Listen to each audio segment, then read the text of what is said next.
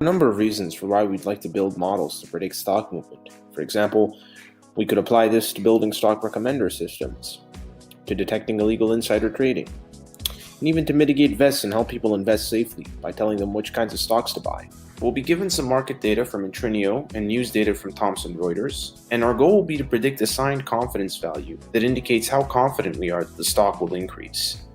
Note that the confidence value is not the market return, but we will actually be predicting stock prices using a regression model. Here are the features for our market data. We use a number of technical indicators.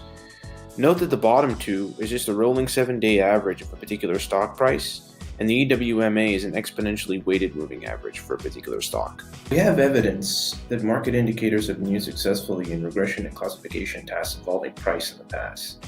On the left, we see a plot of the close, rolling 7-day, and exponentially weighted moving average of a particular stock price. Let's take a look at our news features. The bottom two, the headline coefficient and the TF score, are added features that supplement the news data already given by Kaggle. The headline coefficient is just a probability that the stock will increase given a headline, and the TF score is the mean TF-IDF score for a particular news headline. Feature engineering here. Here we plot the count of news in all of our features over time, and we observe that most news happens toward quarterly events, such as earnings announcements.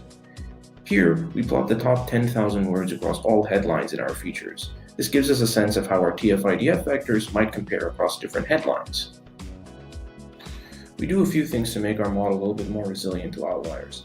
The first thing that we'll do is discard price points above the 98th percentile and below the 2nd percentile. The second thing we'll note is that because of the housing crisis in 2008, there was a much larger fluctuation in price points, so we'll consider data only from 2009 onward. So how can we predict price and how can we predict movement? Well, we'll take two approaches. To predict the price, we'll use a regression model, where our evaluation metric will simply be the root mean square error. And to predict movement or confidence, we'll use a classification model, where we map each price to a 1 or 0 depending on whether it increases or stays the same. Tree-based classifiers have a number of advantages and are used successfully in the literature for both regression and classification tasks.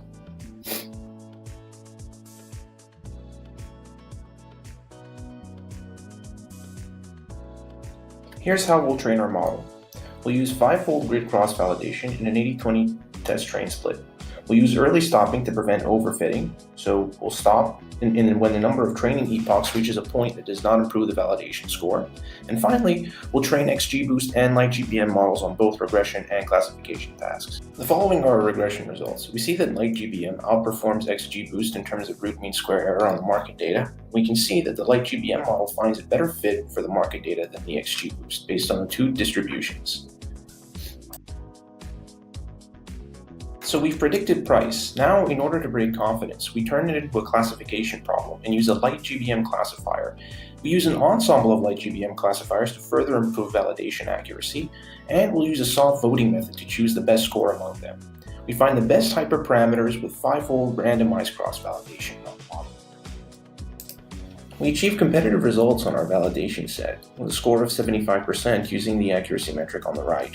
On the left, what's being plotted is a probability that our classifier predicted the class label, 1 as a stock going up or 0 not going up. Just to note, on the x-axis we're showing the actual confidence, and on the y-axis we show the price point.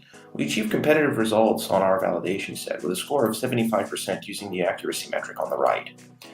On the left, what we're showing is the probability that our classifier predicted the stock will go up or not, and that's shown in blue. We can see that this corresponds to the confidence and that it matches the true confidence quite well.